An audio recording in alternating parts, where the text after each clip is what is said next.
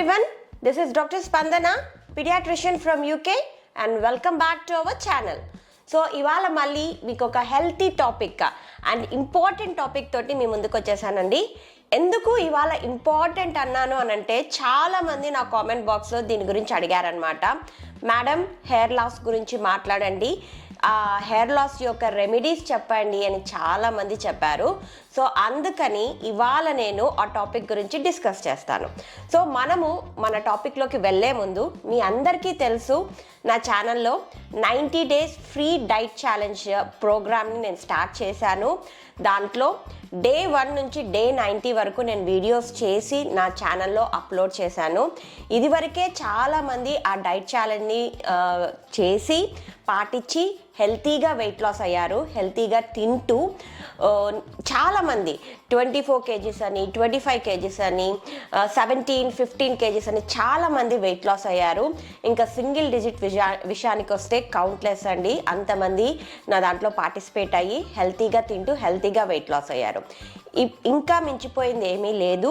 ఇప్పటికి కూడా ఎవరన్నా హెల్తీగా తింటూ హెల్తీగా వెయిట్ లాస్ కావాలనుకుంటే స్క్రీన్ పైన స్క్రోల్ అయ్యే నంబర్కి, నా వాట్సాప్ నంబర్కి మీ ఏజ్, హైట్ అండ్ వెయిట్ పంపించారంటే, మెసేజ్ చేశారంటే నేను మీకు కాల్ చేస్తానండి. కాల్ చేసి మీకు అప్డేట్ చేస్తాను ఏ బ్లడ్ టెస్ట్ చేసుకోవాలి అనేది. మీరు ఆ బ్లడ్ రిపోర్ట్స్ని నాకు చూపిస్తే నేను మిమ్మల్ని గైడ్ చేస్తాను. మీ డైట్ ఛాలెంజ్ ఎలా స్టార్ట్ చేయాలి, ఏ టైమింగ్లో ఎంత ఫుడ్ తినాలి, ఎలా కంటిన్యూ చేయాలి అన్నది నేను మీకు ఎక్స్ప్లెయిన్ చేస్తాను.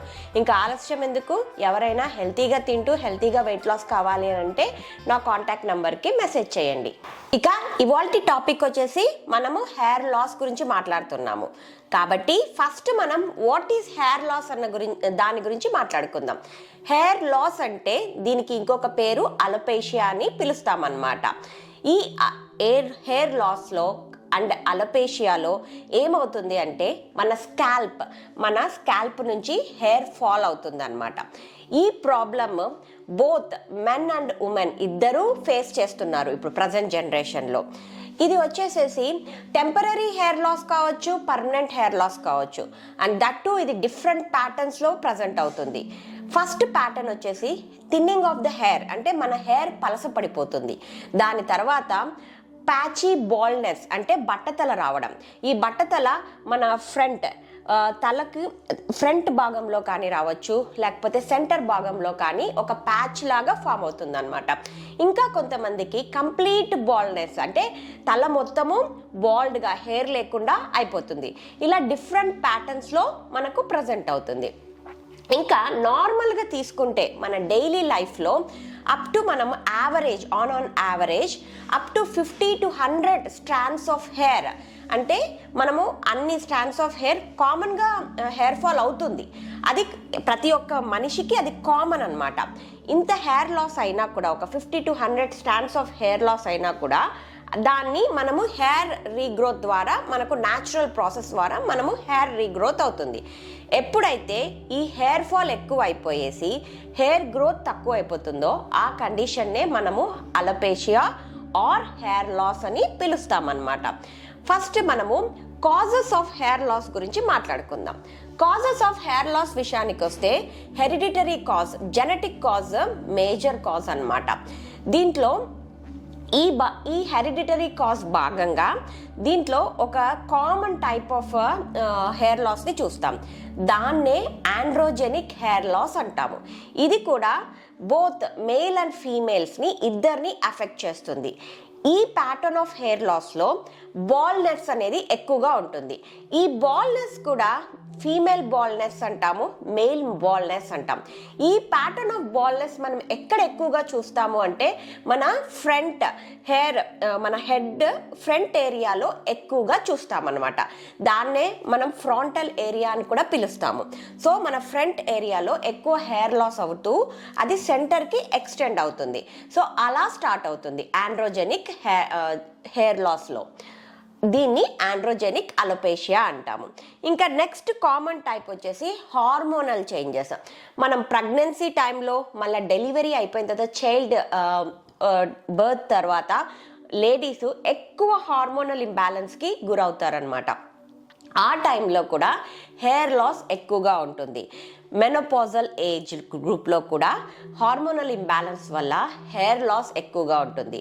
దాంతోపాటు థైరాయిడ్ ప్రాబ్లం ఉన్న వాళ్ళల్లో కూడా మనము హెయిర్ లాస్ ఎక్కువగా చూస్తాము. ఇంకా అదే కాదండి, చాలా మందికి ఈ హార్మోనల్ ఇంబ్యాలెన్స్ వల్ల, ఒబిసిటీ వల్ల కూడా హెయిర్ లాస్ ఎక్కువగా చూస్తాము. సో మనము హార్మోనల్ ఇంబ్యాలెన్స్ రాకుండా హార్మోన్స్ని కంట్రోల్లో పెట్టుకోవడము చాలా ఇంపార్టెంట్ అన్నమాట.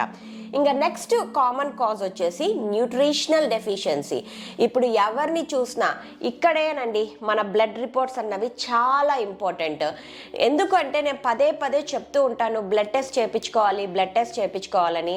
ఏమన్నా విటమిన్ డి డెఫిషియన్సీ ఉన్నా, జింక్ డెఫిషియన్సీ ఉన్నా, vitamin A, biotin deficiency, iron deficiency, ఈ డెఫిషియన్సీస్ అన్నీ మనకు హెయిర్ ఫాల్ ఎక్కువగా అవుతుంది అన్నమాట. సో అందుకని మన బ్లడ్ టెస్ట్ అనేది చాలా ఇంపార్టెంట్ ఇక్కడ. ఇది one of the nutritional cause. ఇంకా సమ్ మెడికేషన్స్, ఎవరన్నా హార్ట్ మెడికేషన్స్ తీసుకుంటున్నా, హార్ట్ ప్రాబ్లం ఉండి మళ్ళీ యాంటీ డిప్రెసెంట్స్ తీసుకుంటున్నాం, ఆర్థరైటిస్కి మెడికేషన్స్ తీసుకుంటున్నా, చాలామంది క్యాన్సర్ మెడికేషన్స్, కీమోథెరపీ మెడికేషన్స్, ఇన్ని మెడికేషన్స్ చాలా different types of like strong medications పైన ఉన్నప్పుడు మనకు ఇమీడియట్ ఎఫెక్ట్ ఏమవుతుంది అని అంటే మన హెయిర్ లాస్ అన్నమాట. ఇంకా నెక్స్ట్ కాజ్ వచ్చేసేసి కామన్ కాజ్ అండి, ఫిజికల్ అండ్ ఎమోషనల్ స్ట్రెస్ ఎక్కువ ఉండి మనకు ల్యాక్ ఆఫ్ స్లీప్ ఉంది అంటే మనము అది ఇమీడియట్ ఎఫెక్ట్ మన వెయిట్ గెయిన్ పైన, మన హెయిర్ పైన పడుతుందన్నమాట. ఇటువంటి కండిషన్స్లో, ఎక్కువ స్ట్రెస్ ఉన్న కండిషన్స్లో మన హెయిర్ ఫాల్ ఎక్కువగా చూస్తాము. ఇంకా మెడికల్ కండిషన్స్ విషయానికి వస్తే మనకి ఎక్కడన్నా స్కాల్ప్ ఇన్ఫెక్షన్స్ ఉన్నా, ఎక్కువ డాండ్రఫ్ ఉన్నా కూడా మనకు హెయిర్ లాస్ ఎక్కువగా ఉంటుంది. మళ్ళీ ఇంకా కామన్ కండిషన్ ఇక్కడ ఏంటి అంటే అలోపేషియా అరేటా అంటాము. ఈ కండిషన్లో ఏమవుతుంది అని అంటే మన బాడీ యొక్క ఇమ్యూన్ సిస్టము మన హెయిర్ ఫాలికల్స్ని అఫెక్ట్ చేస్తుంది అనమాట, అటాక్ చేస్తుంది. ఎప్పుడైతే అలా అటాక్ చేసినప్పుడు ఆ ఏరియాలో ఒక ప్యాచీ హెయిర్ లాస్ ఫామ్ అవుతుంది అనమాట. ఆ ఏరియా అంతా హెయిర్ వెళ్ళిపోయి అక్కడ ఒక బాల్నెస్ లాగా, పిగ్మెంటేషన్ లాగా ఫామ్ అవుతుంది. ఆ కండిషన్నే అలోపేషియా అరేటా అని కూడా పిలుస్తాము. ఇంకా నెక్స్ట్ కామన్ కాజ్ ఇప్పుడు ప్రజెంట్ జనరేషన్లో చెప్పాలి అని అంటే ఇది వెరీ వెరీ కామన్ కాజ్ అండి, హెయిర్ స్టైల్స్. మనం చేసే హెయిర్ స్టైలింగ్ ఎక్కువ కెమికల్స్ వాడుతున్నాము, హెయిర్ స్ట్రైట్నర్స్ వాడుతున్నాము, హీట్ ఎక్కువగా పెడుతున్నాం మన హెయిర్కి. సో అవి కూడా హెయిర్ లాస్ చేస్తాయి. కలర్ ఎక్కువ చేస్తున్నాము, సో కలరింగ్ వల్ల కూడా హెయిర్ లాస్ అవుతుంది. దాంతోపాటు మనం ఎక్కువగా కెమికల్స్ ఉన్న షాంపూస్ని యూస్ చేస్తున్నాం అన్నమాట. సో ఆ కెమికల్స్ వల్ల మనకు హెయిర్ లాస్ ఎక్కువగా ఉంటుంది. ఇంకా చాలామంది మగవాళ్ళ విషయానికి వస్తే వాళ్ళు ఎక్కువసేపు హెల్మెట్ పెట్టుకుంటారు కదా. హెల్మెట్ పెట్టుకున్నప్పుడు ఎక్కువ స్వెట్ వచ్చేసేసి అక్కడ వాళ్ళకు హెయిర్ లాస్ ఎక్కువగా అవుతుంది.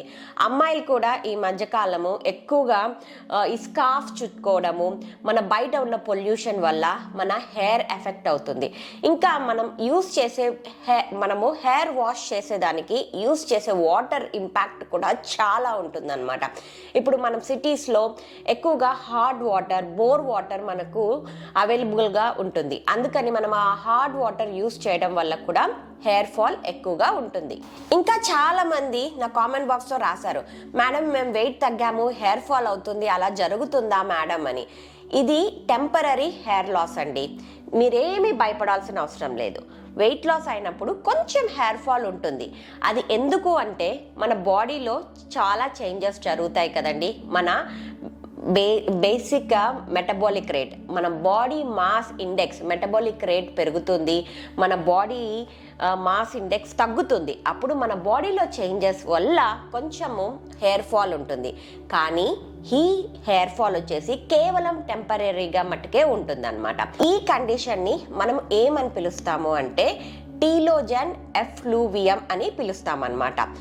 మీరేమి దిగులు పడాల్సిన అవసరం లేదు. ఈ కండిషన్ కేవలం టెంపరీ మట్టుకే. కొంచెము మనం బాడీ చేంజెస్ వల్ల మనకు హెయిర్ లాస్ ఉంటుంది. కొంచెం మనం జాగ్రత్తగా రెమెడీస్ తీసుకుంటే మనము ఈ కండిషన్ని ఓవర్కమ్ చేసుకోవచ్చు అనమాట.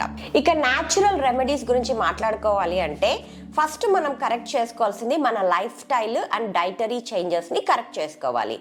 ఇంకా డైటరీ చేంజెస్ విషయానికి వస్తే మనము బ్యాలెన్స్ డైట్ అనేది కంపల్సరీ తీసుకోవాలి. ఈ బ్యాలెన్స్ డైట్ విషయానికి వస్తే ఈ బ్యాలెన్స్ డైట్ అంటే ఏంటి? కరెక్ట్ కాంపోజిషన్స్లో మన ప్రోటీన్, ఫ్యాట్స్, కార్బోహైడ్రేట్స్ బ్యాలెన్స్డ్గా తీసుకోవాలి. మన 90 days ప్లాన్లో మీకు అన్ని vitamins, minerals, carbohydrates, fats, proteins అందేలాగా నేను డైట్ ప్లాన్ని డిజైన్ చేశాను.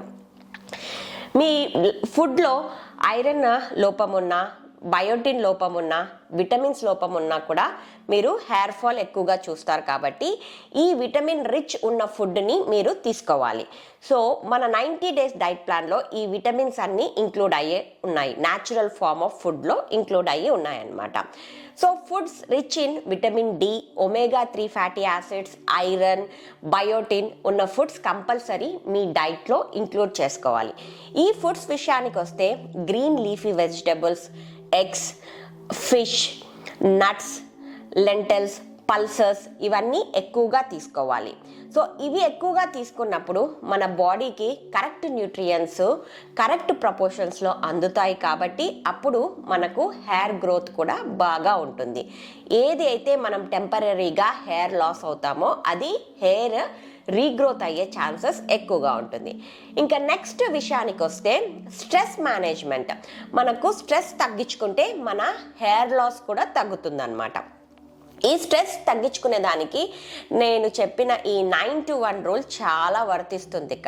నేను అక్కడ ఏం చెప్పాను, మీకు వీక్లీ ఛాలెంజెస్లో యోగా చేయండి, మెడిటేషన్ చేయండి, ఎక్సర్సైజ్ చేయండి అని చెప్పాను. ఇలా చేయడం వల్ల మీ స్ట్రెస్ మేనేజ్మెంట్ మీరు చేసుకోవచ్చు, మీ స్ట్రెస్ లెవెల్ తగ్గుతుంది. దాంతోపాటు 7 to 8 hours, at least 6 to 7 hours of sleep మీరు మెయింటైన్ చేస్తే మీ బాడీలో హార్మోన్స్ నార్మలైజ్ అయ్యేదానికి హెల్ప్ అవుతుంది, మీ స్ట్రెస్ మేనేజ్మెంట్లో కూడా హెల్ప్ అవుతుంది. సో ఇప్పుడు దాకా ఎవరైతే ఇవన్నీ చేయడం లేదో మీ డైలీ రొటీన్లో ఇవి ఇంక్లూడ్ చేసుకునే దానికి ట్రై చేయండి. ఇంకా లాస్ట్ విషయానికి వస్తే మనకు ప్రాపర్ హెయిర్ కేర్ అనేది చాలా ఇంపార్టెంట్ అనమాట. ప్రాపర్ హెయిర్ కేర్లో ఏమేమి వస్తుంది అని అంటే మనం యూస్ చేసే ఆయిల్స్, షాంపూస్ ఇవన్నీ వీటి కిందికి వస్తుంది అనమాట. ఇంకా ఆయిల్స్ విషయానికి వస్తే coconut oil is the best oil అండి. ఈ కోకోనట్ ఆయిల్ వాడడం వల్ల మనకు హెయిర్ డ్యామేజ్ చాలా మటుకు తగ్గుతుంది. ఇంకా నెక్స్ట్ ఇప్పుడు మార్కెట్లో మీరు చాలా మటుకు వింటూ ఉన్నారు రోస్మేరీ ఆయిల్ అని. ఈ రోస్మేరీ ఆయిల్ యూస్ చేయడం వల్ల హెయిర్ థిక్నెస్ పెరుగుతుంది, దాంతోపాటు మీకు హెయిర్ గ్రోత్ కూడా మంచిగా వస్తుంది అన్నమాట. ఇంకా నెక్స్ట్ లావెండర్ ఆయిల్ అని కూడా స్పెషలైజ్డ్గా చాలామంది డర్మటాలజిస్ట్, ట్రైకాలజిస్ట్ సజెస్ట్ చేస్తూ ఉన్నారు. ఇప్పుడు ఈ లావెండర్ ఆయిల్ యూస్ చేయడం వల్ల ఏమవుతుంది అని అంటే మీ స్కాల్ప్కి మీ స్కాల్ప్ హెల్త్ని పెంచుతుంది అనమాట. ఎప్పుడైతే మన స్కాల్ప్ హెల్త్ బాగా ఉంటుందో మనకు హెయిర్ ఫాల్ తక్కువగా ఉంటుంది. ఇంకా నెక్స్ట్ షాంపూస్ అండ్ కండిషనింగ్. ఇప్పుడు చాలామంది షాంపూస్ అండ్ కండిషనింగ్స్ చాలా ఎక్కువగా వాడుతూ ఉన్నారు. దీంట్లో మీరు ఎప్పుడైతే సల్ఫేట్ ఫ్రీ షాంపూస్ కానీ సల్ఫేట్ ఫ్రీ కండిషనర్స్ కానీ తీసుకున్నారు అని అంటే అప్పుడు మీ హెయిర్ ఎక్కువగా కెమికల్స్కి ఎక్స్పోజ్ కాదనమాట. So that me hair fall కూడా తగ్గుతూ ఉంది. ఇంకా నెక్స్ట్ విషయానికి వస్తే చాలామంది ఏం చేస్తారు, ఆయిల్ పెట్టేసేసి టైట్గా బ్యాండ్ వేసేస్తారు, లేకపోతే టైట్గా నాట్ వేసేస్తారు. అలా చేస్తే చాలా పెద్ద తప్పండి. అందరు ఏమనుకుంటారు, ఆయిల్ పెడితే చాలా హెయిర్ గ్రోత్ ఉంటుంది అని. ఆయిల్ పెట్టాలి, కంపల్సరీ పెట్టాలి. వీక్లీ థ్రైస్ అట్లీస్ట్ ఆయిల్ పెట్టాలి. పెట్టిన ఒక 2-3 అవర్స్కే వాష్ చేసుకోవాలి. ఎక్కువ ఆయిల్ ఉండడం వల్ల మన హెయిర్లో డస్ట్ అక్యూములేట్ అయిపోయి డాండ్రఫ్ ఫామ్ అయ్యి హెయిర్ లాస్ అయ్యే ఛాన్సెస్ కూడా ఎక్కువగా ఉంటాయన్నమాట. ఆయిల్ పెట్టుకొని ఒక 2-3 అవర్స్ పెట్టేసేసి మీరు హెయిర్ వాష్ చేసుకుంటే సరిపోతుంది. హెయిర్ వాష్ ఎవ్రీడే చేసుకోవాలా మేడం అంటే ఎవ్రీడే చేసుకోవాల్సిన అవసరం లేదు. వీక్లీ ఒక 3 times మీరు హెయిర్ వాష్ చేసుకుంటే సరిపోతుంది. సో మీరు మంచి ఆయిల్స్ వాడాలి మీ హెయిర్కి.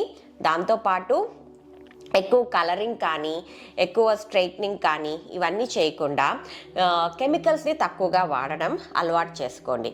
ఇంకా చాలామంది యంగ్ జనరేషన్ చేసే తప్పు ఏంటి అని అంటే వాళ్ళ హెయిర్ అంతా టైట్గా ఒక దగ్గరికి తీసుకొని హై పోనీటైల్ అని వేస్తున్నారనమాట.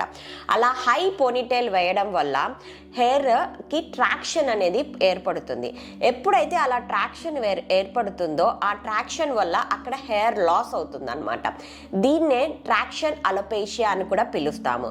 సో ఇది ఎక్కువ యంగ్ జనరేషన్లో టైట్గా హెయిర్ బ్యాండ్స్ వేసిన వాళ్ళలో మనం గమనిస్తాము. సో హెయిర్ని ఎప్పుడు లూజ్గా పెట్టడం చాలా ఇంపార్టెంట్. ఎప్పుడైతే మనం లూజ్గా పెడతామో అప్పుడు ఆ హెయిర్ స్ట్రెస్కి గురి కాదు, ట్రాక్షన్కి గురి కాదు, అప్పుడు హెయిర్ ఫాల్ తక్కువగా ఉంటుంది. సో ఈ న్యాచురల్ రెమెడీస్ మీరు ఇంక్లూడ్ చేసుకున్నారనుకోండి మీ డైలీ రొటీన్లో, మీ హెయిర్ ఫాల్ని చాలా మటుకు తగ్గించవచ్చు. ఇంకా మెడికల్ ట్రీట్మెంట్ విషయానికి వస్తే చాలా మనకు ఇంపార్టెంట్ అయిన విటమిన్ ఏది అని అంటే బయోటిన్. సో ఎప్పుడైతే మనకు బయోటిన్ ఫుడ్ రూపంలోనో మన బాడీలో డెఫిషియెంట్ అయిపోతూ ఉంటే అప్పుడు మనము హెయిర్ లాస్ ఎక్కువగా చూస్తామన్నమాట. ఈ బయోటిన్ అనేది ఒక బి కాంప్లెక్స్ విటమిన్. ఇది వాటర్ సాల్యుబుల్ విటమిన్. ఈ విటమిన్ యొక్క ఫంక్షన్ ఏంటంటే మన బాడీలో మనం తిన్న కార్బోహైడ్రేట్, ప్రోటీన్స్, ఫ్యాట్స్ నుంచి ఎనర్జీని అబ్జార్బ్ చేయడమే ఈ బయోటిన్ యొక్క ఫంక్షన్ అనమాట. ఈ బయోటిన్ మన హెయిర్ గ్రోత్కి హెల్ప్ అవుతుంది. దాంతోపాటు మన బాడీ మెటబాలిక్ రేట్ని మెయింటైన్ చేయడంలో కూడా హెల్ప్ అవుతుంది. ఎవరికైతే హెయిర్ ఫాల్ ఉంటుందో వాళ్ళు బయోటిన్ సప్లిమెంట్స్ తీసుకోవడంలో ఎటువంటి ప్రాబ్లం లేదు. డైలీ 1 టాబ్లెట్ తీసుకున్నారు అని అంటే బయోటిన్ సప్లిమెంట్స్ మీ హెయిర్ గ్రోత్ని కాపాడుతూ వస్తుందన్నమాట. ఇంకా నెక్స్ట్ ట్రీట్మెంట్ విషయానికి వస్తే మెడికల్ ట్రీట్మెంట్ మినాక్సిడిల్ యూస్ చేస్తారు. ఈ మినాక్సిడిల్ 5% అనేది ఓవర్ ద కౌంటర్ ఎనీ ఫార్మసీలో మీకు దొరుకుతుంది అనమాట. ఇది లిక్విడ్ రూపంగాను మళ్ళీ ఫోమ్ రూపంగాను దొరుకుతుంది. ఇది మీరు ఎవ్రీడే 1 టైం లైక్ వన్స్ ఏ డే మీ స్కాల్ప్కి అప్లై చేశారు అని అంటే దీని మెకానిజం ఏంటి అని అంటే it increases the blood supply to your hair follicle. ఎప్పుడైతే మన హెయిర్ ఫాలికల్కి బ్లడ్ సప్లై ఇంక్రీజ్ అవుతుందో అప్పుడు మన హెయిర్ గ్రోత్ కూడా ఇంప్రూవ్ అవుతుంది. ఎప్పుడైతే మీరు ఇది చాలా మంది ఇప్పటికే యూస్ చేశారు, కానీ ఎవరికైతే తెలియలేదో వాళ్ళు ఇప్పుడు కూడా యూస్ చేయొచ్చు. 5% మినాక్సిడిల్ డైలీ 1 టైం మట్టుకే యూస్ చేయాలి. ఇలా యూస్ చేస్తూ ఉంటే మీకు అది రిజల్ట్ కనిపిస్తుంది. సో ఎవరైతే ఇది యూస్ చేయదలుచుకోలేదో ఇట్స్ ఓకే, మీరు బయోటిన్ అండ్ న్యాచురల్ రెమెడీస్ మీరు అలవర్చుకుంటే సరిపోతుంది. సో ఇదండి ఇవాల్టి హెయిర్ లాస్ గురించి టాపిక్. హెయిర్ లాస్ దాన్ని మీరు ఎలా ఓవర్కమ్ చేయాలి, మీరు కొత్తగా హెయిర్ గ్రోత్ని ఎలా చేసుకోవాలి అన్నది ఇవాల్టి టాపిక్లో నేను డిస్కస్ చేశాను. మళ్ళీ ఇంకొక మంచి హెల్తీ టాపిక్ తోటి మీ ముందుకు వస్తాను. Till then have a nice day. Thank you.